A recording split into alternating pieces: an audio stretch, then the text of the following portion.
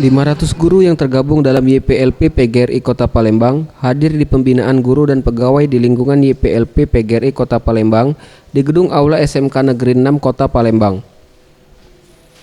Wakil Wali Kota Palembang Fitrianti Agustinda didampingi Kepala Dinas Pendidikan Kota Palembang Ahmad Zulinto dan Hasanuddin Ketua PGRI Kota Palembang juga bergabung bersama para guru.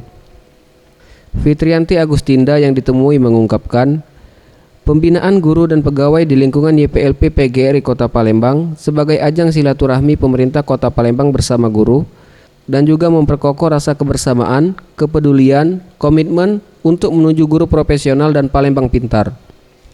Dan profesi seorang guru merupakan tugas yang penting dan mulia untuk menjaga dan mendidik generasi muda penerus bangsa.